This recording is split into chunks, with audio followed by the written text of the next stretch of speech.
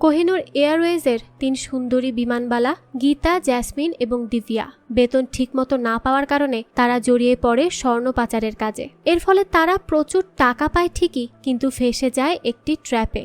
আর এর থেকে বাঁচতে দিব্যা পুলিশ অফিসার জয়বীরকে তার প্রেমের ফাঁদে ফেলার চেষ্টা করলেও ব্যর্থ হয়। এখন তারা এই বিপদ থেকে বাঁচতে আরও কি করে এবং কিভাবে এই ট্র্যাপ থেকে বেরিয়ে আসে সেটাই দেখব আজকের গল্পে, যার নাম ক্রু।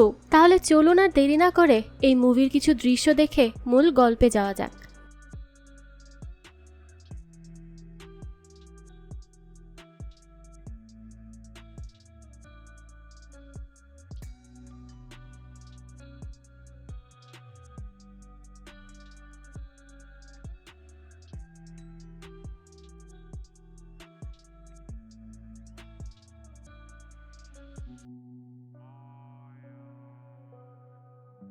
গল্পের শুরুতে আমরা একটা এয়ারপোর্টের দৃশ্য দেখতে পাই, যেখানে কিছু একটা তো হয়েছে। দেখা যায় একজন পুলিশ ম্যাম আসে আর সে গিয়ে প্লেনের ক্রুদেরকে চেক করতে বলে। সেখানে 3 জন ক্রুকে নিয়ে আসা হয় তাদের চেকিং করার জন্য, এবং তাদের 3 জনের নাম হচ্ছে গীতা, জ্যাসমিন আর দিব্যা। তো প্রথমে আমরা দিব্যার জীবন সম্পর্কে কিছু জানতে পারি। যেমন সে ছোটবেলা থেকেই পাইলট হতে চাইতো, আকাশে ওড়ার স্বপ্ন ছিল তার আজীবন। সেই মতোই তার পরিবার তাকে এই ফিল্ডেই পড়াশোনা করার জন্য ভর্তি করিয়ে দেয়, আর এই জন্য তারা অনেক লোনও করে ফেলেছিল। তো এত চেষ্টা আর এত কিছুর পরও সে পাইলট হতে পারে না, তাই হয়ে যায় বিমানবালা, কারণ এর ফলেও সে আকাশেই উঠতে পারবে। তবে সে তার পরিবারকে এই বিষয়ে কিছুই জানায় না, কারণ তাহলে তারা কষ্ট পাবে। তাদের লোনের টাকা দিয়ে তাকে পড়ানো হয়েছে, আর এখন সে পাইলট না হয়ে বিমানবালায় পরিণত হয়েছে। তাই প্রতিদিনই যখন তার ফ্লাইট থাকে সে বাড়ি থেকে বের হয় পাইলটের ইউনিফর্ম পরে, আর তার ফ্যামিলি জানে সে একজন পাইলট। আর বাড়ি থেকে আসার পর একটা চেঞ্জিং রুমে যায়, আর সেখান থেকে সে আবারও বিমানবালার কাপড় পরে আসে। আর এই বিমানবালার চাকরি করেই সে তার পরিবারের লোন শোধ করার চেষ্টা করছে। তাই সে গীতাকে বারবারই জিজ্ঞেস করে যে আমাদের বেতন কবে দিবে। আসলে তাদের বেতনটা ঠিকঠাক মতো দেওয়া হচ্ছিল না। এটা নিয়েই দিব্যা একটু টেনশনে ছিল, কারণ তাকে যে লোন পরিশোধ করতে হবে।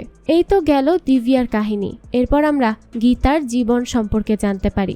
গীতার হাজবেন্ডের নাম হচ্ছে অরুণ শেঠি। তো সে মোটামুটি ভালোই থাকে তার হাজবেন্ডকে নিয়ে। তারা বেশ বড় লোকও বটে, আর তারা হাজবেন্ড ওয়াইফ মিলে একটা রেস্টুরেন্টও চালায়। তবে কোনো এক ঝামেলার কারণে তাদের পড়তে হয় আর্থিক সমস্যায়, আর এরপর থেকেই সে তার জীবনের প্রতি খুবই হতাশ।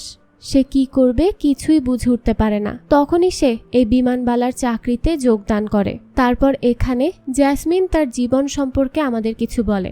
যেমন সে অনেক ছোট থাকতেই তার মা বাবার ছাড়াছাড়ি হয়ে যায়। তখন থেকেই সে তার নানুর বাড়ি থাকে। তার নানু সবসময় এইটা ভেবে চিন্তা করত যে তারা মারা যাওয়ার পর তাকে কে দেখবে, এই জেসমিনের কি হবে তখন। কিন্তু জ্যাসমিনকে তারা যতটা বেচারি ভাবত, সে কিন্তু মোটেও তা ছিল না। সে ছিল প্রচুর চালাক একজন মেয়ে।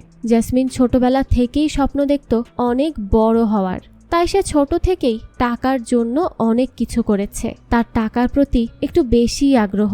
তো আমরা ধরতে পারি জ্যাসমিনের জীবনের একমাত্র লক্ষ্য শুধুই টাকা। তো এরপর দৃশ্য বর্তমানে আসে, আর আমরা এই 3 জনকে একটা রুমে দেখতে পাই, যেখানে পুলিশ ম্যাম এসে বলে, কি ব্যাপার, তোমাদেরকে বসতে কে বলেছে, এভাবে বসে আছো যে। তো এই কথা শোনার সাথে সাথে তারা দাঁড়িয়ে যায়। তো তারা দাঁড়িয়ে থাকলে আবারও তাদেরকে বসতে বলা হয়। তো ওই পুলিশ ম্যাম বলে, তোমরা যা কাহিনী করেছো তার জন্য তো তোমাদের সোজা জেল হবে, তা কি একটুও চিন্তা করনি? এখন আমাকে বলো যে এই বোকার মতো কাজ কেন করতে গেলে, কি দরকার ছিল এইসব করার? তো এখানে সে কিসের কথা বলছে সেটা আমরা একটু পরেই জানতে পারবো। তারপর এখানে আমরা 6 মাস আগের দৃশ্য দেখতে পাই, যেখানে তারা 3 জন এই এয়ারপোর্টে আসে। তাদের একটা ফ্লাইট আছে, আর তারা 3 জন হচ্ছে সেই কোহিনুর বিমানের বিমানবালা। তো এরপর দেখা যায় এখানে তারা যাত্রীদেরকে বুঝিয়ে দেয় যে কি করে সিট বেল্ট লাগাতে হয়, আর পরে অক্সিজেন মাস্ক কি করে পরতে হয়। এরকম যা যা তাদের বলার দরকার সেই সবগুলোই তারা আগে যাত্রীদেরকে দেখিয়ে দেয়, যাতে পরবর্তীতে তাদের কোনো সমস্যায় পড়তে না হয়। তারপর তারা এখান থেকে ফ্লাই করে। এরপর দেখা যায় তারা 3 জন আজ একটা হোটেলে ওঠে, পরে আবারও তারা একটা ফ্লাইট অ্যাটেন্ড করে। আসলে এভাবেই বিমানবালাদের জীবন চলে, যেমনটা এদের তিনজনের চলছে। তো তারপর তারা তিনজন বসে খাবার খেতে থাকে। তারা খাবার খেতে একটা ক্যান্টিনে এসেছিল, সেখানে তারা কিছু খাওয়া দাওয়া করে আর আবারও পরের দিন ফ্লাইট অ্যাটেন্ড করে। এরপর দেখা যায় কোহিনূর এয়ারলাইন্স নাকি অনেক কর্জে ডুবে গেছে। তাই এই নিয়ে দিব্যার চিন্তা হতে থাকে আর সে গীতাকেও জিজ্ঞেস করে যে তাদের কি হবে, তারা কি বেতন পাবে না। গীতাও তো এটা নিয়ে চিন্তিত। তো সে এখানকার সিনিয়র রাজবংশীর সাথে এই নিয়ে কথা বলে। রাজবংশী জানায় যে তাদের বেতন খুব শীঘ্রই দিয়ে দেওয়া হবে। আর এয়ারলাইন্সে এরকম সমস্যা মাঝে মধ্যে হয়েই থাকে, এটা ব্যাপার না। দিওয়ালির সময় তারা সবকিছু পেয়ে যাবে। আসলে এই গীতা এখানকার একজন এমপ্লয়িকে মাঝে মধ্যেই সাহায্য করত টাকা দিয়ে, কিন্তু এখন স্যালারি না পেলে সেটাও তো করা সম্ভব না। এই জন্য সেও একটু চিন্তিত হয়ে যায়। তো সারাদিন তারা তাদের কাজ করার পরে একটু রেস্ট নিচ্ছিল। তখনই প্লেনের মধ্যে হঠাৎ করে সেখানের একজন অফিসার রাজবংশী আসে আর সে হঠাৎ করেই নিচে পড়ে যায় আর সেখান থেকে আর ওঠে না। তাকে অনেক ডাকাডাকির পরও সে সাড়া দিচ্ছিল না। গীতা তখন একটু ভয় পেয়ে যায় যে হঠাৎ করে এটা আবার কি হলো। তাই গীতা বারবার করে তাকে ডেকে তোলার চেষ্টা করে। তো এখানে তারা তিনজন মিলে ঠিক করে যে তাকে সিপিআর দিবে। তবে জেসমিন আর দিব্যা এটা করতে রাজি হচ্ছিল না। জেসমিনের ধারণা ছিল তাকে সিপিআর দিয়ে কোনো লাভ নেই, সে হয়তো একেবারেই টপকে গিয়েছে। তখনই এই কথা শুনে দিব্যা বমি করতে শুরু করে আর গীতাকে বলে তাড়াতাড়ি সিপিআর দাও, হতে পারে বেঁচে যাবে। তো গীতা তখন বাধ্য হয়েই তাকে সিপিআর দিতে যায় আর রাজবংশীর শার্ট খুলতে যায়। তখনই তাদের চোখ কপালে ওঠার মতো অবস্থা। তারা দেখে রাজবংশীর শরীরের মধ্যে লাগানো রয়েছে অনেকগুলো স্বর্ণের বার। গীতা তো এটা দেখে তাড়াতাড়ি করে তাদের অফিসে কল করে আর জানায় এখানে একটা ইমার্জেন্সি আছে। এরপর তারা তিনজন মিলে রাজবংশীকে তুলে অন্য জায়গায় নিতে যায়। আর তখনই জেসমিন বলে ওঠে, ধুর, এত আপসেট তো আমি আমার মায়ের ফিউনারেলেও ছিলাম না, এত আপসেট হওয়ার কি আছে। দিব্যা তখন বলে, আমি আসলে আমার জীবনে এর আগে কখনোই লাশ দেখিনি, তাই খুব অদ্ভুত লাগছে। গীতা বলে, এই লোক তো লাশ আরো আগে থেকেই ছিল, তার ভেতরে 100 রোগ নিয়ে ঘুরত। তো এত রোগ থাকলে লাশ তো একদিন হওয়ারই ছিল। নিজের ব্যাগটা পর্যন্ত সে উঠাতে চাইতো না। দিব্যা বলে, হ্যাঁ, কারণ এত স্বর্ণ যে উঠানোর ছিল তাই। তখনই জেসমিনের মাথায় শয়তানি বুদ্ধি আসে আর সে বলে ওঠে, কি বলো, তাহলে এই স্বর্ণের বারগুলো আমরাই রেখে দেই। এই কথা শুনেই তো তারা রাজবংশীকে নিচে ফেলে দেয় আর সবাই মিলে বলে ওঠে, কি? দৃশ্য এরপর আসে বর্তমানে আর অফিসার বলে, বল কোথায় আছে? জেসমিন বলে, ম্যাডাম, আপনি আমাদেরকে আগে বলবেন তো যে আপনি কি খুঁজছেন। অফিসার বলে, এই চিকনি, বেশি নাটক করতে হবে না, ঠিক আছে? সত্যি কথা বল, সোজা সোজা বলে দে স্বর্ণ কোথায়। এই কথা শুনেই তারা তিনজন এমন ভাব নেয় যেন জীবনেও স্বর্ণের নামই শোনেনি তারা। গীতা বলে, কি বলছেন কি ম্যাডাম, আমরা সত্যি এসব স্বর্ণ নিয়ে কিছুই জানি না, আমাদেরকে এসব জিজ্ঞেস করে কোনো লাভ নেই। তখন ওই অফিসার বলে, একটা লোক যে বডিতে স্বর্ণ রেখেছিল আর সে যে ওই অবস্থাতেই মারা যায় তার কথা বলছি। তার কথা কি তোমরা কিছুই জানো না? ঠিক করে বলো। আর তার বডিতে তো তোমরাই পেয়েছিলে সব, তাই না?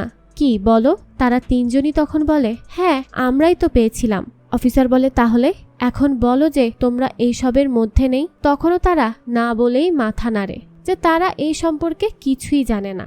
এরপর দৃশ্য আবারও অতীতে যায়। সেখানে তারা তিনজন মিলে রাজবংশীকে একটা সিটের সাথে একদম স্বাভাবিক অবস্থায় বেঁধে রাখে আর তারা তাকে এমন ভাবে রাখে যেন দেখে মনে হচ্ছে রাজবংশী বেঁচে আছে। তো জেসমিন তখন দিব্যা আর গীতাকে বোঝায় যে আর কত এইভাবে ফ্রি মানুষের সেবা করে যাবে, এখন তাদের কপাল খুলতে পারে, তাই এটাই সুযোগ। এটাকে কাজে লাগিয়ে আমরা সবাই নিজের নিজের স্বপ্ন পূরণ করতে পারি। এই স্বর্ণ নিয়ে নিলে কেউই টের পাবে না আর আমরাও অনেক টাকার মালিক হব, আমাদেরকে আর এই কাজ করতে হবে না। কিন্তু জেসমিনের এসব কথায় দিব্যা আর গীতা একদমই পাত্তা দেয় না। তারা তার কথায় কোনোভাবেই কনভিন্স হতে পারছিল না। দিব্যা তো বলেই দেয় যদি তারা ধরা পড়ে তাহলে প্লেন তো দূরের কথা, এয়ারপোর্টেও ঢুকতে দিবে না তাদেরকে। তাই সে তাকে বলে, শোন, এত লোভ ভালো না, এত লোভ করিস না। জেসমিন বলে, আমার আর কি করার আছে, তোরা যদি লক্ষ্মীকে পায়ে ঠেলে দিস, এটাকে কাজে লাগিয়ে নিজেদের কপাল না খুলিস, তাহলে আর কিছুই বলার নেই, যা ইচ্ছা করতে পারিস।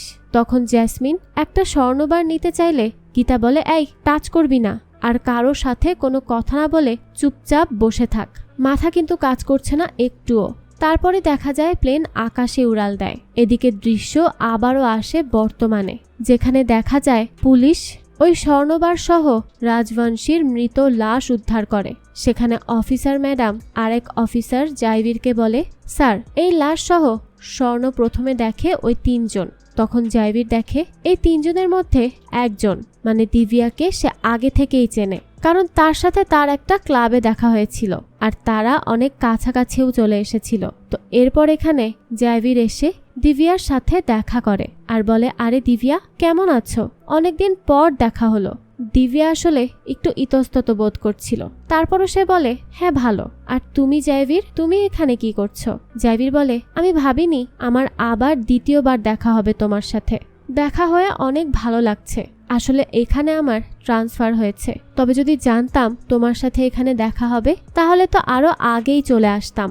দিব্যা তখন তার কথায় আর কিছুই বলে না, কারণ সে বুঝতে পারে জাইভির তার সাথে চান্স নেওয়ার চেষ্টা করছে। তারপর অফিসার ম্যাডাম আসে, দিব্যার থেকে 2টা সাইন নেয় আর জাইভির বলে, আবার তোমাকে দরকার হতে পারে এইসব নিয়ে জিজ্ঞাসাবাদের জন্য, তাই যখনই ডাকবো চলে আসবে কিন্তু। দিব্যা বলে, ও আচ্ছা ঠিক আছে।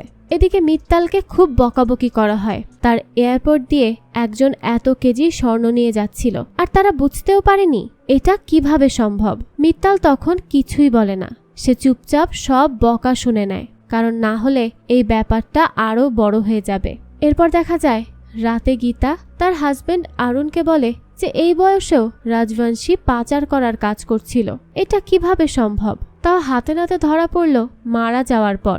আরুণ তখন বলে, সে এটা করবে এটাই তো স্বাভাবিক, কারণ এতে তো প্রচুর টাকা পাওয়া যায়। গীতা বলে, হ্যাঁ হতে পারে, এতে অনেক টাকা পাওয়া যায়, তবে এসব আমার ভালো মনে হয় না। আর আমরা হয়তো এত বেশি ভালো মানুষই দেখাই দেখেই আমরা সবার পেছনে পড়ে থাকি। আরুণ তখন মন খারাপ করে আর বলে, আসলে আমার মাঝে মাঝে মনে হয় তোর জন্য আমি কিছুই করতে পারিনি রে, নিজেকে খুব অপরাধী মনে হয়। তখন গীতা আরুণকে জড়িয়ে ধরে আর বলে, আরে বোকা ছেলে, তুই তো আমার জীবনের অনেক বেশি কিছু, এর থেকে বেশি আমার আর কিচ্ছু চাই না। অন্যদিকে জেসমিন তার বাড়ি আসে, তখন তার নানুকে সে বলে, নানু আমি চলে এসেছি। নানু বলে, কিন্তু এত তাড়াতাড়ি আসলি যে, তুই তো বললি সময় লাগবে। জেসমিন বলে, হ্যাঁ সে অনেক বড় কাহিনী, পরে বলছি নানু। এদিকে দিব্যাও গিয়ে দেখে যার বাসার অবস্থা একদমই ভালো না, কারণ সে তো কাজ করে টাকা দিতে পারত না আর তারা তো আগে থেকেই লোনে ডুবেছিল। অন্যদিকে জেসমিনের নানু জেসমিনকে একটা স্বর্ণের রিং দেয় আর জেসমিন সেটা নিজের কাছে না রেখে সেটাকে বিক্রি করে দেয়, আর বিক্রি করে যে টাকাটা পায় তা নিয়েই চলে আসে। তার আসলে যে করেই হোক টাকার প্রয়োজন। তো তারপর আমরা গীতাকে দেখি, সে কাঁচা বাজারে ছিল, তো এরপর সে কিছু ডলার এক্সচেঞ্জ করে নেয়। এদিকে দিব্যা খবরের কাগজে দেখে তারা যে এয়ারলাইন্সে জব করে, অর্থাৎ কোহিনূর এয়ারলাইন্স কোম্পানি দেউলিয়া হয়ে যাচ্ছে।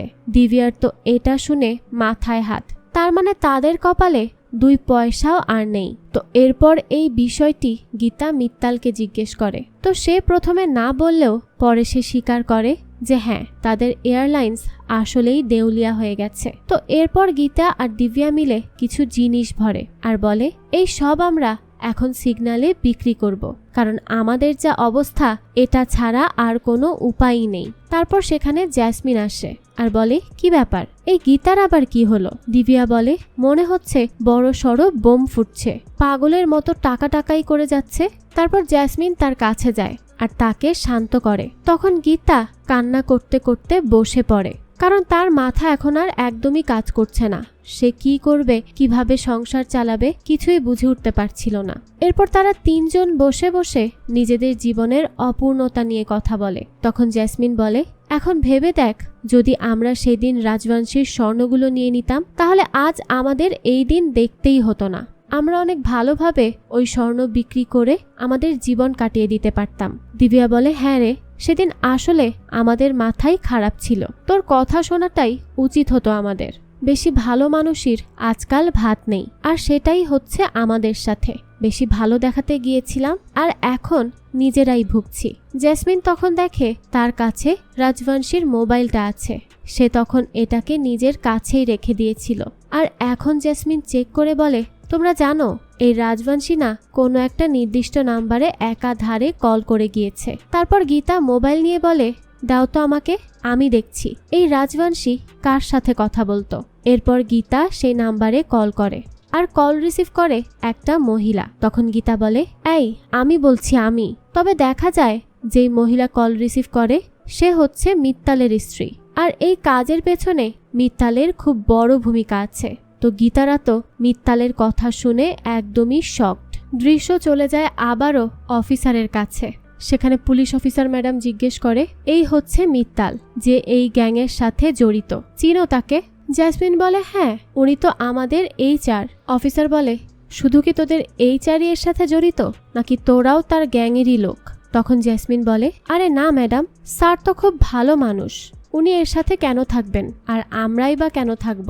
অফিসার বলে, হ্যাঁ তোর মতো ভালো তাই না? আমাকে বলতে আসার দরকার নেই কে ভালো কে খারাপ, আমি আমার কথায় চলি, তাই আমাকে বোঝাতে হবে না। তারপর আমরা আবারও 3 মাস আগের দৃশ্য দেখতে পাই, যেখানে জেসমিন, দিব্যা আর গীতা ওই মোবাইল দিয়ে ব্ল্যাকমেইল করে আর বলে, যদি আমাদের সাথে হাত না মেলাও তাহলে আমরা কিন্তু তোমার কি অবস্থা করব সেটা তুমি বুঝতেও পারছো না। মিত্তাল বলে, আরে এইসব মহিলাদের কাজ না, এইসবে পড়তে যেও না তোমরা, উল্টো কিন্তু বিপদে পড়বে। কিন্তু দিব্যা তো চেপে ধরে তাকে আর বলে, হয় আমাদের সাথে হাত মেলাও, নাহলে সব কিছু থেকে হাত ধুয়ে বসে থাকো। তারপর আর না পারতে মিত্তাল তাদেরকে ঠিকানা দেয় তার সাথে দেখা করতে আসার জন্য, কারণ তাদেরকে এখন সে রাজবংশীর কাজ দিবে। তো সেই ঠিকানা অনুযায়ী তারা সবাই চলে আসে মিত্তালের কাজ করার অফিসে। এখানে আসার পর এই মিত্তাল একটা লকার থেকে কিছু স্বর্ণের বার বের করে। মিত্তাল তাদের কিছু স্বর্ণ দেয় প্রথমে আর বলে, দেখো প্রথম তাই কম দিচ্ছি, কারণ অনেক আছে তারা এসব নিয়ে পালিয়ে যেতে চায়। তো তোমরা আবার এরকম কিছু করতে যেও না কিন্তু, কারণ তোমাদের সব ইনফরমেশন আমার কাছে আছে, তাই উল্টোপাল্টা কিছু করলে তোমাদের কিন্তু খবর করে ছাড়বো। আর হ্যাঁ, দয়া করে ধরা পড়ে যেও না, সাবধানে কাজটা শেষ করো। এরপর তারা 3 জন এটা ভাবে যে কি করে এগুলোকে দেশের বাইরে নিয়ে যাবে, কারণ এমনি এমনি নিলে তো হবে না, ধরা তারা পড়বেই। তখন তারা চকলেট খাচ্ছিল, আর হঠাৎ করেই তাদের মাথায় আসে যে এই স্বর্ণগুলোকেই গলিয়ে তারা চকলেটের শেপ দিবে, আর পরে চকলেটে ডুবিয়ে একদম সেম চকলেট বক্সে করে নিয়ে যাওয়ার চেষ্টা করবে। তারপর তারা সেই অনুযায়ী সব করে এবং তাদেরকে কেউ ধরতেই পারে না, আর তারা এভাবেই স্বর্ণ পাচারও করে ফেলে আর অনেক টাকা পয়সাও পায়। এরকম করতে করতে অনেক ভালো টাকাই তাদের হাতে আসে, তাই তারা তাদের ফ্যামিলিতে টাকা দেয়, আর তাদের ফ্যামিলিও খুব খুশি তাতে। এরপর জেসমিন তার নানুর রিংটাকেও আবার ছাড়িয়ে আনে টাকা দিয়ে, আর সেটা তার নানুর হাতে পরিয়ে দেয়। তার নানু তো খুব বেশি খুশি হয় যে অবশেষে তার নাতনি কিছু করছে। এইদিকে এইরকম করতে করতে প্রায় তারা স্বাভাবিকভাবেই পাচার করছে, এইরকমই মনে হতে থাকে তাদের। তো এখন আজ প্রথমবারের মতো পুলিশ অফিসার ম্যাডাম তাদেরকে আটকায় চেকিং এর জন্য। তো তাদের তো তখন ঘাম ছুটে যাওয়ার মতো অবস্থা হয়। অফিসার ম্যাডাম তখন ব্যাগ খুলে দেখে অনেক চকলেট এখানে, তাই ম্যাডাম বলে, বাহ আপনার তো দেখা যায় চকলেট খুব প্রিয়, এত চকলেট নিয়ে যাচ্ছেন? গীতা বলে, হ্যাঁ।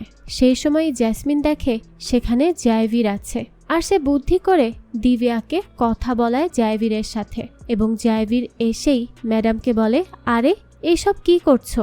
নিজেদের লোককে তো অন্তত ছেড়ে দাও, শুধু শুধু সময় নষ্ট। তো আজকের মতো তারা কোনো রকমে বেঁচে যায়। এরপর ফ্লাই করার সময় তারা 3 জন এটাই ভাবতে থাকে যে একটুর জন্য আজ বেঁচে গেলাম, না হলে তো আজ খবরই ছিল আমাদের। তো জেসমিন বলে, তো কি করতে চাও, বন্ধ করে দিবে এই কাজ? গীতা বলে, না এত তাড়াতাড়ি করলে তো হবে না। তো এরপর দেখা যায় তারা 3 জন বাসে করে ফিরছিল। তখন জেসমিন বলে, আর এখন তো আমাদের আরও চিন্তার কারণ নেই, কারণ আমরা তো নিজেদের মানুষ হয়ে গিয়েছি, অর্থাৎ জয়বীরের আপন মানুষ। আর এই সব কিছুর ক্রেডিট কিন্তু দিব্যার। দিব্যা বলে, আরে ধুর, এরকম কিছুই না। তখন জেসমিন মোবাইল কেড়ে নেয় আর দেখে জয়বীর দিব্যাকে ক্যান্ডেল লাইট ডিনারের জন্য বলছে, তাই সেই সেখানে হ্যাঁ বলে মেসেজ করে দেয়। তো আর কি, এখন তো দিব্যাকে যেতেই হবে, না হলে আবার সমস্যা আছে। তারপর দিব্যা আসে জয়বীরের সাথে ক্যান্ডেল লাইট ডিনারে। সেখানে গিয়ে তারা কিছুক্ষণ সময় কাটায়, আর দিব্যা তো এইসব করছে শুধুমাত্র জয়বীরকে ইউজ করতে, কারণ সে তাদের এই পাচার কাজে অজান্তেই অনেক বড় সাহায্য করছে তাদের। এদিকে আজ তাদের বেতন দেওয়া হয়, তবে এটা ছিল নামমাত্র, অর্ধেকেরও বেশি টাকাই আটকে রাখা হয়েছে। তো সেখানে তাদের সাথে কাজ করা একজন বলে, মনে হচ্ছে আমার ছেলেকে পড়াতে হলে এখন যে কোনো একটা সরকারি স্কুলেই দিতে হবে। আর শীতলের তো বোনের বিয়েরও অনুষ্ঠান ছিল, কি করে হবে এইসব? তখন সেখানে শীতল কান্না করে আর বলে, আর কিছুই হবে না, সব শেষ হয়ে যাচ্ছে। গীতা বলে, আরে কান্না করো না প্লিজ, আমি বুঝতে পারছি সব, কিন্তু চিন্তা করো না, সব ঠিক হয়ে যাবে, ভরসা রাখো। এরকম বেতনের সমস্যা তো অন্য এয়ারলাইন্সেও হয়েছে, তারপর আবার ঠিকও হয়েছে, তাই আমাদেরকে একটু ধৈর্য ধরতে হবে। এরপর দৃশ্য আসে বর্তমানে, আর আমরা দেখতে পাই অফিসার গীতাকে ছবি দেখায় আর বলে, বাহ, তোর তো অনেক শখ আছে দেখা যায়, BMW গাড়ি কিনে বসে আছিস। গীতা বলে, না, আসলে এইসব মিথ্যা, আর সোশ্যাল মিডিয়া মানেই তো মানুষকে দেখানো শুধুমাত্র। তখন অফিসার আর একটা ছবি দেখায় আর বলে, আচ্ছা তাহলে এটাও মিথ্যা। এরপর দৃশ্য চলে যায় 2 দিন আগে, যেখানে তারা দামি দামি জিনিস খাচ্ছিল। দিব্যা বলে, ওই বেচারি ক্রুদের হাতে বিষ খাওয়ারও টাকা নেই, আর আমরা এখানে 56 ভোগ খাবো। গীতা বলে, দেখ ভাই, একটু তো এনজয় করতেই হবে। তখন জেসমিন বলে, আজ আমরা বড় লোকদের মতো খাবো। তারপর জেসমিন অর্ডার দেয়, আর তখন দেখা যায় একজন হ্যাপি বার্থডে বলে জেসমিনের জন্য কেক আনছে। আসলে আজ তার জন্মদিন। তারপর জেসমিনকে গীতা আর দিব্যা মিলে একটা সুন্দর নেক পিস গিফট করে। গীতা বলে, কি ভেবেছিলি আমরা ভুলে গিয়েছি? তোর জন্মদিন আমরা কি করে ভুলতে পারি? তারপর তারা একসাথে অনেক নাচ গান আর মজা করে। দিব্যা বলে, আমার জীবনে আমি এত মিথ্যা কথা বলেছি যে এখন আমার নিজেরই মনে থাকে না কাকে কখন কোন মিথ্যাটা বলেছি। জীবনের সবটাই মিথ্যা, ঘরে হোক বা বাইরে। তো এরপর তারা আরও নাচ গান করে, আর একটা বিরাট মদের বোতল নিয়ে বাইরে আসে। তখনই তাদের সাথে ধাক্কা লাগে তাদের সাথেই কাজ করা একজনের, আর অবশ্যই তার খটকা লাগে এদেরকে দেখে, কারণ তাদেরকে তো বেতনই দেওয়া হয় না। তাহলে এরা এইসব করছে কি করে? এদিকে আমরা অফিসারকে দেখি, তার কাছে কেউ একজন কল করে অভিযোগ দেয় কোহিনূর এয়ারলাইন্সের বিরুদ্ধে। অন্যদিকে জাইভিরকে এসে এই বিষয়ে সে জানালে জাইভির বলে, যাও চেক করে তাদেরকে নিয়ে আসো। তো তারপর মহিলা পুলিশ যায় আর গিয়ে 3 জনের নাম ধরে ডাকে, কারণ যে অভিযোগ করে সে জেসমিন, দিব্যা আর গীতার নামই নেয়। তো তাদেরকে এরপর পুলিশ স্টেশনে নিয়ে আসা হয় জিজ্ঞাসাবাদের জন্য। তো জাইভির আবারও বলে যে আমি এই 3 জনের মধ্যে একজনকে জানি, আর দিব্যা এরকম কাজ করার মেয়েই না। তারপর মহিলা পুলিশ সেই চকলেটগুলো আনে আর বলে, নে খা এইগুলো। গীতা বলে, না খাবো না। মহিলা পুলিশ বলে, ঠিক আছে আমিই খাচ্ছি। তো এরপর সে খুব কনফিডেন্স নিয়ে একটা চকলেটে কামড় দেয়, কিন্তু কোথাও সে স্বর্ণই পায় না। তারপর একে একে অনেকগুলো চকলেট খেতে থাকে, আর আরও একজনকে খেতে দেয়, কিন্তু এগুলো তো চকলেটই, কোনো স্বর্ণ না। তারপর অফিসার বলে, এই বল কোথায় স্বর্ণ? তো তারপর আমরা এখন থেকে প্রায় 6 ঘন্টা আগের দৃশ্য দেখি। সেখানে জেসমিন মেকআপ করছিল, আর গীতা বলে, আরে এত মেকআপ করা বন্ধ কর, আর এটা ফাউন্ডেশন, কোনো টাইম মেশিন না যে তোকে ইয়াং বানিয়ে দিবে, আর কত করবি এসব। তখনই দিব্যা আসে সেখানে, তাকে ক্যাপ্টেন জানিয়েছে একটা চেকিং হবে আর গ্রেফতারও করা হতে পারে কাউকে। তো এই কথা শুনে জেসমিন আর গীতার তো ভয়েই মাথা নষ্ট। তারপর তারা ভাবতে থাকে তারা কি করবে, আর কি করলে তারা এই স্বর্ণ সাথে নিয়ে ধরা পড়বে না। তো এরপর দিব্যাই স্বর্ণকে প্লেনের একটা পার্ট খুলে উপরে রেখে দেয়। তো দৃশ্য আসে বর্তমানে, আর অফিসার রেগে সব চকলেট হাতুড়ি দিয়ে ভাঙতে থাকে আর বলে, বল স্বর্ণ কোথায় রেখেছিস? তখন সেখানে অফিসার আসে আর বলে, এদেরকে যেতে দাও। মহিলা পুলিশ বলে, স্যার এই খবর মিথ্যা না, আমাকে যে খবর দিয়েছে সে এদের সাথেই কাজ করে, আর সে তাদেরকে খুব ভালো করেই চেনে। কিন্তু পুলিশ অফিসার বলে, আমি বলেছি এদেরকে ছেড়ে দিতে, তাই চুপচাপ ছেড়ে দাও। তো এরপর না চাইতেও তাদের 3 জনকে ছাড়তে হয়। তারপর তারা বাইরে এসে দেখে কোহিনূর বিমান উঠছে। তখন তারা বলে, আমাদের স্বর্ণও তো চলে যাচ্ছে। তাদের সাথে সাথে মাথায় হাত দিয়ে দাঁড়িয়ে থাকে মিত্তালো। এদিকে গাড়িতে বসে বসে গীতা বলে, আমি জানতাম ওই শ্যাম্পেন আমাদের উপর একদিন বিপদ হয়ে আসবেই। দিব্যা বলে, আর ও যে BMWর ছবি দিল, তুমি পড়ে আছো শ্যাম্পেন নিয়ে। দিব্যা বলে, তোর এইসব ঢঙের জন্য আমরা সবাই ফেসে যাচ্ছি। জেসমিন তখন রেগে গিয়ে বলে, আমি ওই কোমালকে মজা দেখাচ্ছি, ও কেন আমাদের বিরুদ্ধে অভিযোগ করবে? দিব্যা বলে, তুই তাকে কিছুই বলবি না, তার কি দোষ? ও দেখেছে তারা কেউ বেতন পায় না, আমরা তাহলে এইসব কি করে করছি? এই কাজ তার জায়গায় থাকলে আমরাও করতাম, আর আমরাও তো এখন মিত্তালের মতোই হয়ে গিয়েছি, একদম ক্রিমিনাল। গীতা বলে, তো কি করব? মহান হয়ে সবাইকে বিলিয়ে বেড়াবো? তাতে তো পেটও ঠিক থাকবে না আর মনও না। দিব্যা বলে, তাই বলে আমরা কি সবাই ক্রিমিনাল হয়ে যাব? জেসমিন বলে, এই শোন, তোকে কিন্তু আমরা কেউ জোর করিনি। তুই আমাদের সাথে দেখা করার আগে থেকেই তোর বাড়ির লোকজনকে মিথ্যা বলে আসছিস, তাই এত সহজ সরল হওয়ার কোনো দরকারই নেই। দিব্যা বলে, আসলে তোর সাথে কথা বলাই বেকার, তুই কিছু বুঝবিই না। তারপর দিব্যা আর জেসমিন মারামারি করতে থাকে। তখন গাড়ি থামিয়ে তাদের দুজনকেই বের করে দেয় গীতা। এদিকে গীতার ভাই আসে আর এসে তার কাছ থেকে কিছু টাকা নেয়। গীতা বলে, কি করছিস? তার ভাই বলে, আসলে আমার কিছু টাকা চাই। অরুণ বলে, হ্যাঁ টাকার দরকার। গীতার ভাই বলে, তো আপনার কি? আমি কি আপনার কাছে চাইছি? তাহলে এত কথা কেন বলছেন? নিজে তো সারা জীবন স্ত্রীর টাকায় চলে আসছেন, আর তুই দিদি, তুইও ভাইকে না দিয়ে স্বামীকেই দিবি? অরুণ বলে, তো ভাইকে কেন দিবে? ভাই কোনো কাজে আসলে তবেই না দিবে। এরপর গীতার ভাই আবারও আজে বাজে কথা বললে গীতা তাকে একটা থাপ্পড় দেয় আর সেখান থেকে বের হয়ে যেতে বলে। এদিকে দিব্যাকে তার ভাই দেখে ফেলে ক্রুর ইউনিফর্মে। তারপর দিব্যা তার ভাইকে সব কিছু খুলে বলে যে সে কেন এমন করে। সে আরও বলে, আমি আর মিথ্যা বলবো না, সবাইকে সবটা বলে দিব। কিন্তু দিব্যার ভাই বলে, এরকম কিছুই করতে যাবে না, কারণ এই সত্য বলে তুমি কিছুই পাবে না, বরং সব হারাবে। আর মা তো মানতেই পারবে না এত বছরের মিথ্যাকে, সে অনেক কষ্ট পাবে। তাই যা যেমন আছে তেমনই থাকতে দাও, আর তুমি শুধু নিজের মুখটা বন্ধ রেখে দিও, তাহলেই হবে। তারপর দিব্যা আর তার ভাই একসাথে বসে কিছুক্ষণ সময় কাটায়। এখন এইদিকে টিভিতে নিউজ হয় যে কোহিনূর প্লেন থেকে স্বর্ণের বৃষ্টি হয় চকলেটের প্যাকেটে করে। অনেকগুলো স্বর্ণের বল পাওয়া যায় যেগুলো একদম চকলেটের মতো করে রাখা। এখন এগুলো কি করে এখানে আসলো তা পুলিশ তদন্ত করে বের করার চেষ্টা করবে। এই নিউজটা জয়বীর দেখে আর এখন তো বেচারার মনটাই ভেঙে যায়, কারণ মহিলা পুলিশ তো আগেই বলেছিল এরা চকলেটের প্যাকেটে করে স্বর্ণ পাচার করছে, কিন্তু এখন আর কিছুই করার নেই, তাদের বিরুদ্ধে কোনো প্রমাণও নেই। এদিকে দিব্যা জয়বীরের সাথে দেখা করে আর বলে একটু কথা বলতে চায় সে, কিন্তু জয়বীর তাকে সোজা মানা করে দেয় আর বলে সে যেন তার সাথে দেখা করার আর কোনো চেষ্টাও না করে। তার এই কথায় দিব্যা অনেকটাই হার্ট হয়, কিন্তু কিছুই তো করার নেই। এদিকে জেসমিন হঠাৎ করেই দেখে তার নানু মারা গিয়েছে। জেসমিনের তো একদম যেন পায়ের নিচ থেকে মাটিই সরে যায়, কারণ সে ছিল তার শেষ ভরসার জায়গা, সারাদিনের ক্লান্তির পর একমাত্র স্নেহের স্থান।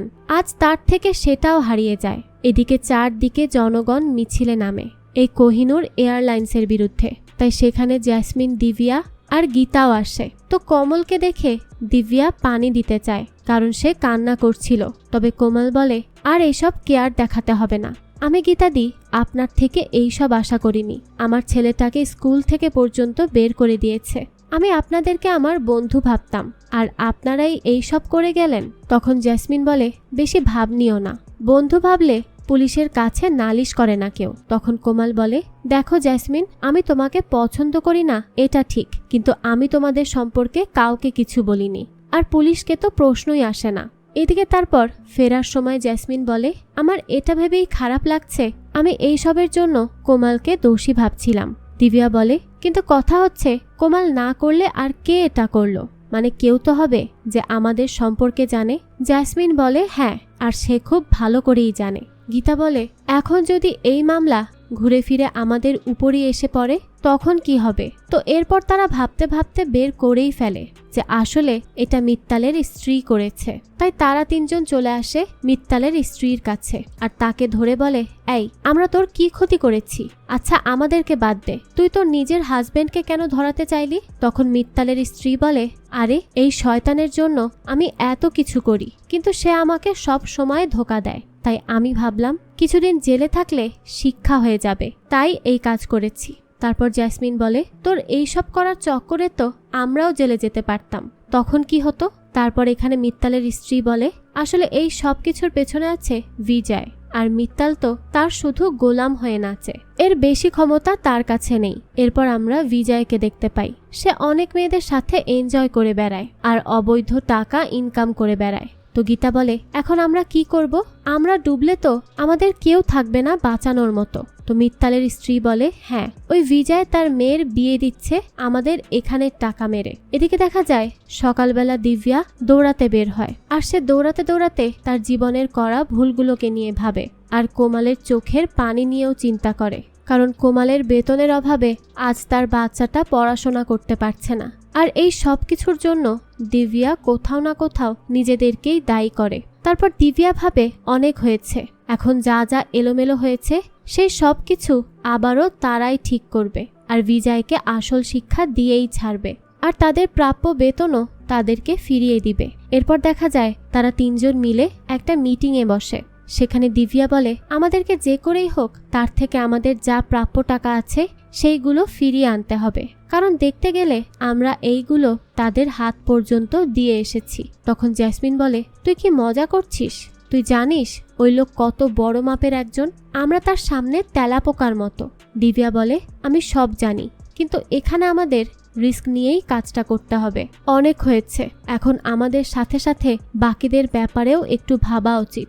তাদের চোখের পানির কারণ কোথাও না কোথাও গিয়ে আমরাই হচ্ছি। একবার তোরা ভালো করে ভেবে দেখ। আর আমাদেরকে ইউজ করে ওই মিত্তাল তার মালিকের কাজ খুব সহজেই করিয়ে নিয়েছে। এখন আমাদের উচিত তাদেরকে আমাদের শক্তি দেখিয়ে দেওয়া। এখানে আমাদের বাচ্চারা স্কুলে যেতে পারছে না, কিন্তু এই শয়তান বিদেশে বসে তার মেয়ের ধুমধাম করে বিয়ে দিচ্ছে, তাও আমাদেরই টাকায়। আর একবার ভাব, এটা তো আমরাই তাদের কাছে দিয়েছি, তাই আমরাই ফিরিয়ে আনবো। কিন্তু জেসমিন কিছুতেই কনভিন্স হয় না। সে গীতাকে বলে, তুই বোঝা দিব্যাকে, ও যা বলছে তা কখনো সম্ভব না, আর এসব খুবই বিপজ্জনক।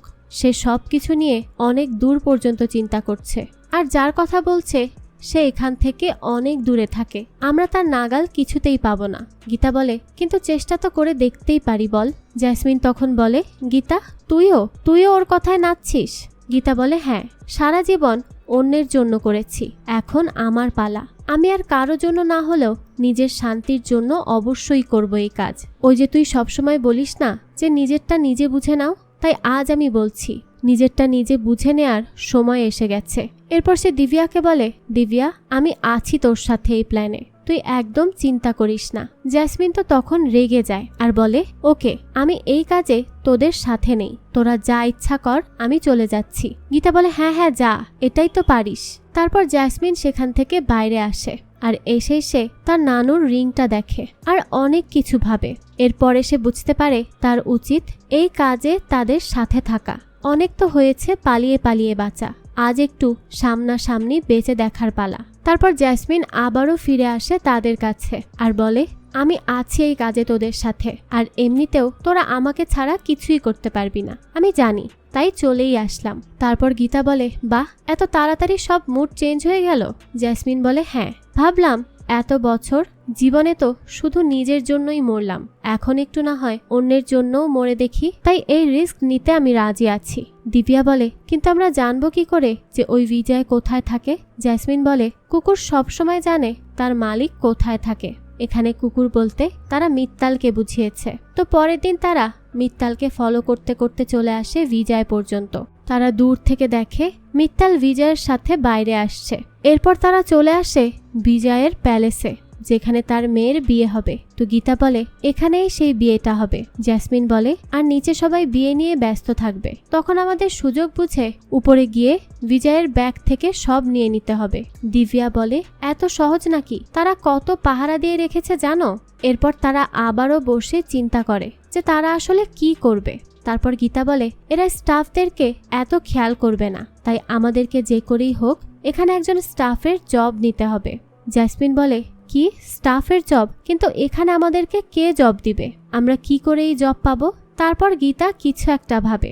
এরপর গীতা আসে একজন লোকের সাথে দেখা করতে, আর লোকটা ছিল এই হোটেলের HR। তো তাকে পটিয়ে পাটিয়ে গীতা সহ বাকি দুইজনের সেখানে জব হয়ে যায়। আর এরপর দিব্যা বলে, এখন সমস্যা হচ্ছে একটাই, এখানে প্রচুর পরিমাণে ক্যামেরা আছে, তাই আমাদেরকে যা করার খুব সাবধানে করতে হবে। এরপর গীতারা একটা রুমে আসে, আর সেখানে আরও কিছু ইনফরমেশন জানতে পারে যে ভিআইপিদের রুমে যাওয়ার অ্যাক্সেস স্টাফদের মধ্যে থাকে না, মাত্র কয়েকজনের মধ্যেই থাকে। এদিকে রাতের বেলা গীতা এইসব দেখে খুব রাগারাগি করে জ্যাসমিন আর দিব্যার সাথে, কারণ তাদের দেশের টাকা মেরে এখানে পানির মতো তারা টাকা উড়িয়ে বিলাসিতা করছে, আর যে সুইট রুমের পাসওয়ার্ড দরকার সেটা প্রতিদিন বদলায়, আর এটা পাওয়াটাও প্রায় অসম্ভব। তাই তারা কি করবে কিচ্ছু বুঝতে পারছিল না। এরপর তারা তিনজন আসে মিত্তালের সাথে দেখা করতে। মিত্তাল বলে, আচ্ছা তো তোমরা চাও আমি তোমাদেরকে সাহায্য করি? তোমরা এখানে বিজয় স্যারকে খুঁজতে এসেছো আর চাও আমি তার জন্য তোমাদের সাথে থাকি? তারা বলে হ্যাঁ। মিত্তাল তখন হাসে আর বলে, আমি কি পাগল আমি তোমাদের সাহায্য করব? তারপর জ্যাসমিন বলে, দেখুন মিত্তালজি, সব টাকা তো বিজয় নিয়েই পালাচ্ছে। এতদিনের বিশ্বাস, এতদিনের কাজ করার ফল আপনি কি পেলেন? বেশিরভাগটা তো সেই ভোগ করছে। তারপর গীতা বলে, আমাদের মনে হয় এর জন্য মিত্তালজির কিছু পার্সেন্টেজ পাওয়া উচিত। এরপর এইসব কথা বলে বলে তারা মিত্তালকে রাজি করিয়ে ফেলে যে মিত্তাল যদি তাদের সাহায্য করে তাহলে এর বিনিময়ে তারা এই টাকার থেকে তাকেও কিছু পার্সেন্টেজ দিবে। মিত্তাল তো এতে মহা খুশি, তাই সে আর কিচ্ছু বলে না তাদের। এরপর আমরা রাতের বেলা দেখতে পাই রাতে বিয়ের পার্টি শুরু হয়। সেখানে সবাই নাচ গান করছিল। বিজয়া তখন বেশ বিজি ছিল সেই সব করতেই। তো এই সুযোগেই তারা তিনজন মিত্তালের সাহায্যে চলে আসে সুইট রুমে। তারা তো খুব খুশি যে তারা ব্যাগ ভরে নিয়ে যাবে সব, তাই 3টা ব্যাগ ওপেনও করে। তবে দেখা যায় এখানে আসলে সব খালি, কিছুই নেই, অর্থাৎ তারা ফেল তাদের মিশনে। তারপর তারা কোনো মতে সেখান থেকে পালিয়ে বাইরে আসে। এসেই গীতা বলে, ভাবছি কোনো মাজারে গিয়ে বসে থাকবো, আর তোমরা চাইলে এসে খেয়ে যেও, কারণ এখন আর কিছুই করার নেই আমাদের, আমরা ফেল হয়ে গিয়েছি। দিব্যাও তখন হতাশ হয়ে বলে, হ্যাঁ আমরা ফেল। কিন্তু তখনই জ্যাসমিনের মাথায় আসে আর একটা বুদ্ধি, আর সে বলে, এত দূর কি আমরা খালি হাতে যাব বলে এসেছি? শেষ চেষ্টা তো করবই, আর আমাদের জিনিস আমরা ফিরিয়ে নিয়েই যাব। বিজয় সামনের ফ্লাইটে যাচ্ছে, আর এই হচ্ছে সেই ফ্লাইটের ক্রু। তারপর এই ক্রুদেরকে আটকে রেখে তারা সেই ক্রু সেজে চলে যায় বিমানে, আর সেখানে তারা সার্ভিস দিতে লেগে পড়ে। কেউ বুঝতেও পারে না যে তারা এই জায়গার কেউ না। এদিকে জ্যাসমিনকে বিজয়ের মেয়ে অনেক খাটনি খাটায়, কিন্তু তাও সে কিছুই বলে না, সব কিছু চুপচাপ সহ্য করে নেয়। এদিকে তারা খুঁজতে খুঁজতে পেয়েই যায় আসল স্বর্ণের ব্যাগ। সেখানে তারা যেগুলো পাচার করেছিল সেগুলোও পেয়ে যায়। তবে তখন এখানে বিজয়ের মেয়ে চলে আসে আর তাদেরকে দেখে তার বাবাকে ডাকতে যায়। তবে জ্যাসমিন আর গীতা তাকে ধরে ফেলে, আর সেখানেই তাকে বেঁধে রেখে স্বর্ণগুলোকে দেখতে থাকে। এরপর দেখা যায় বিজয়ের মেয়ে নিচে পড়ে কলে বলে, এখানে কয়েকজন এসেছে, সবকিছু নিয়ে চলে যাবে। কিন্তু আসলে তার সাথে কথা বলছিল দিব্যা। তারপর দিব্যা বলে, আমি পারবো না প্লেন ল্যান্ড করাতে। এরপর গীতা আর জ্যাসমিন অনেক বোঝানোর পর দিব্যা সাহস করে বসে প্লেন ল্যান্ড করানোর জন্য। তারপর গীতা আর জ্যাসমিন বলে, আজ কি তাহলে আমরা এই স্বর্ণের চক্করে পড়ে মারাই যাব? কিন্তু অনেক কষ্ট, অনেক রিস্ক নিয়ে দিব্যা সত্যি সত্যি আজ একজন পাইলট হয়ে প্লেন ল্যান্ড করতে সক্ষম হয়। আর পরে বিজয় আর তার মেয়েকে বেঁধে রেখেই সেখান থেকে 3টা ব্যাগ নিয়ে তারা তিনজন চলে যায় খুশি মনে। এরপর তারা তিনজন চলে গেলে সেখানে পুলিশ পৌঁছায় আর এই বাবা মেয়েকে ধরে ফেলে, কারণ এখানে তারা আরও 1 ব্যাগ স্বর্ণ পায়। তারপর এদেরকে জেলে নিয়ে যাওয়া হয়। আর এরপর দেখা যায় দিব্যার কাছে সব ভুল বুঝাবুঝি শেষ করে জায়বীর আবারও ফিরে আসে। আর পরে জায়বীর তাদেরকে গাড়িতে করে নিয়ে রওনা দেয়। সেখানে তাকে গীতা বলে, এখন যাই খরচ করো একটু অল্প করে খরচ করবে, বুঝেছো? জ্যাসমিন বলে, হ্যাঁ বুঝেছি, কিন্তু তুমিও এখান থেকে কিছু হলেও খরচ করে নিও। আর কত হিসেব করে চলবে বলো? তারপর তারা খুব হাসে। অনেকদিন পর তারা একটু স্বস্তি ফিরে পেয়েছে। আর তার সাথে দিব্যারও মিল হয়ে যায় জায়বীরের সাথে, আর সেও এখন তার জন্য ফিল করতে পারে। অর্থাৎ এখন সে জায়বীরকে আর কাজের জন্য শুধু ইউজ করছে না, সে এখন তাকে সত্যি সত্যি পছন্দ করে। তো এরপর দেখা যায় পথে যেতে যেতে তারা অনেক মজা করে। এরপর দেখা যায় তারা যার যতটা প্রয়োজন ছিল তাদেরকে সব দিয়ে দেয়। আর এটা করতে পেরে তারা তিনজনও আজ খুব খুশি ছিল। তাদের যা যা প্রাপ্য ছিল তা তারা নিজেদের প্রাণ ঝুঁকিতে ফেলে হলেও ফিরিয়ে নিয়ে এসেছে। এতেই তারা অনেক সন্তুষ্ট। আর এই দৃশ্যের মাধ্যমেই এই গল্পটাও এখানে শেষ হয়ে যায়। তো এর মাধ্যমে আমরা এটাই বুঝি যে কখনো লোভ করতে নেই। সৎ পথে চললে কয়দিন একটু কষ্ট হবে ঠিকই, কিন্তু ভবিষ্যৎ উজ্জ্বল হবে। আর নিজের বিবেকের কাছেও কখনোই ছোট হতে হবে না। যাই হোক, তো এই 3 বিমানবালার গল্প আপনাদের কাছে কেমন লেগেছে সেটা অবশ্যই আমাদেরকে কমেন্ট করে জানাবেন। যদি এতটুকুও ভালো লেগে থাকে তাহলে একটি লাইক দিয়ে যাবেন, কারণ আপনাদের একটা লাইক আমাকে অনেক বেশি মোটিভেট করে। আর হ্যাঁ, আমাদের চ্যানেলে কিন্তু প্রতিনিয়তই নতুন নতুন ভিডিও আপলোড করা হয়। সেই সব ভিডিওর আপডেট পেতে আমাদের চ্যানেলটিকে সাবস্ক্রাইব করে বেল আইকনে অল দিয়ে রাখতে কিন্তু ভুলবেন না। আজকে তাহলে এই পর্যন্তই। আবারও হাজির হব নতুন কোনো ভিডিও নিয়ে। সেই পর্যন্ত আমাদের সাথেই থাকবেন। ধন্যবাদ।